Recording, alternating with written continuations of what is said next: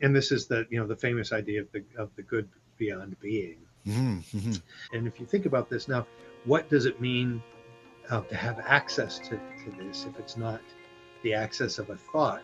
Well, it means that rather than our comprehending it as an object inside of our grasp or inside of our consciousness, inside of our minds, we are comprehended by it. It's something into which we enter, as if, swimming in the ocean, something like that. And immediately, and when you approach it in that sense, you see why experience becomes such a powerful term or notion. It's something that you undergo as in the old Neoplatonic idea that the things of God are something that we suffer rather than learn. Right. Pathane rather than mathane.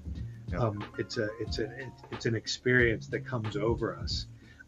That's we attempt then to put it into language, to put it into terms, to give expression to it, but it surpasses all of that. I think when we talk about experience in this older way, we're not talking about taking the real into ourselves. We're actually talking about being elevated from ourselves into what is real.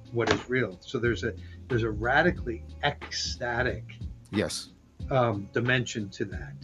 There's a conformity relation. You can only receive something according to your capacity for reception. That's right. Yeah. The idea of transformative experience. Yeah. Kant didn't just take that idea. He took another idea that comes, and there's a long history there, and I won't go through it. But it comes to full fruition in Leibniz. The idea of a universal calculus. The idea that all I need is to find the method, right, and that this universal calculus will allow me to get all knowledge. So I don't have to undergo any significant transformation in how my mind, like the grammar of my mind, in order to get all the truths that are available.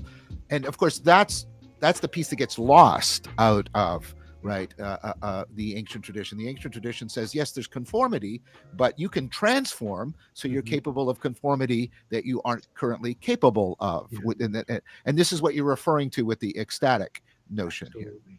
Yeah, no, I mean that it's such a beautiful idea. Experience isn't something that happens inside you rather than out in the world. It's actually a kind of a reality into which you're elevated.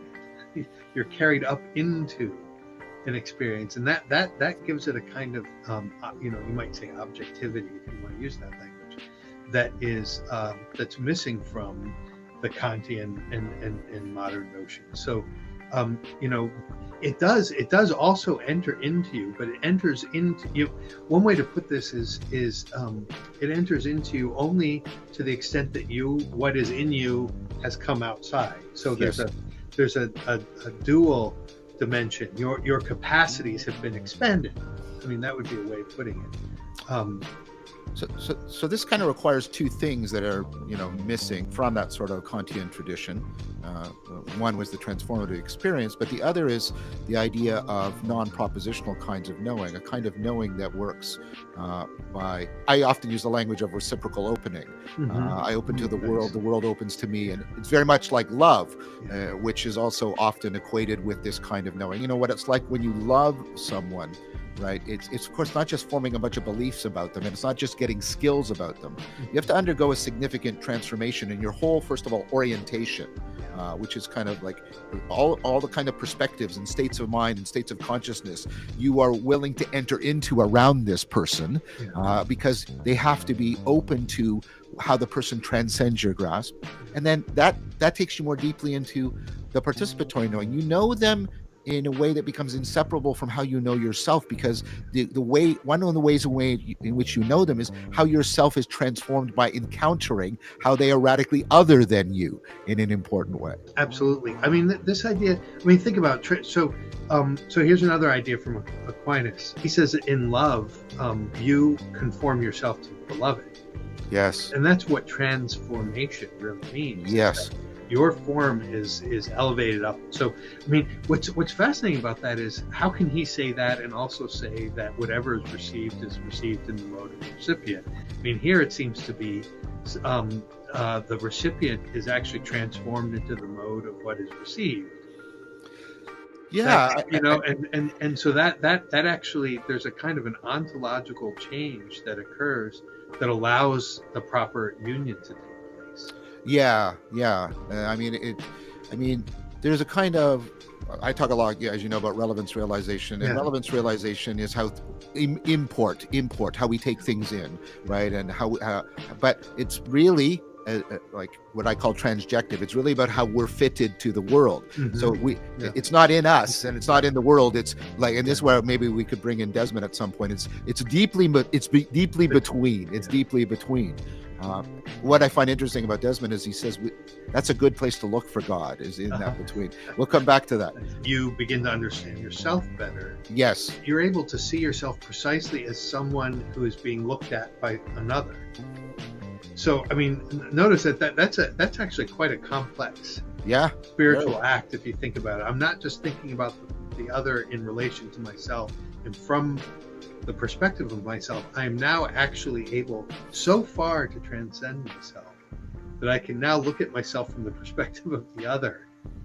I mean, that's a real ecstasis. It is, but that capacity of looking back at yourself through others so you can see biases that you can never get from your egocentric perspective. It's at the very core of your metacognitive ability. It's at the very core of your ability to be a reflective, rational agent. Yeah. So this is not something that just happens in esoteric practices or anything like that. I want to be clear about that.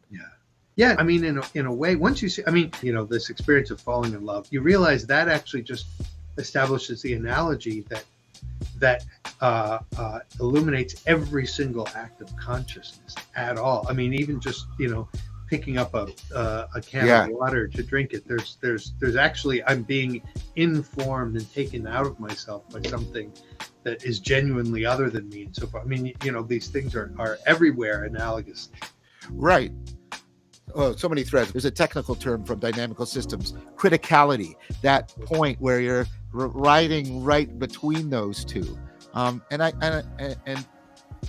there's a lot of formal arguments that when we're at that state, we're sort of we're at our optimal state for getting information from the world and performing our cognitive operations. But what's interesting here, what's really interesting here is you can see how much we are dependent on like the world being beyond us but not unreachable by us in order to properly consider that our experience is real.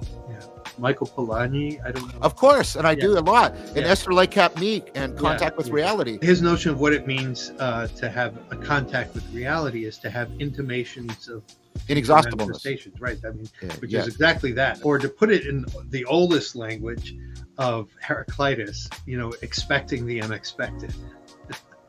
That marks the difference between a presence and a concept. A concept in a way it's already defined and it's changeless in that regard. But a presence is something that can be familiar, but precisely as a presence, if it's a presence that's familiar, the source of and principle of new manifestations is precisely what is familiar. And so, there's there is no contradiction between the being accessible and being beyond, because what is accessible is the fact that this thing is beyond me, and so on.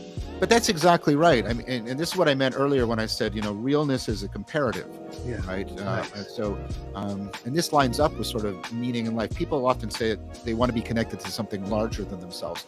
And we think that's a metaphor initially drawn from size. But of course it isn't, because we were connected to something merely larger.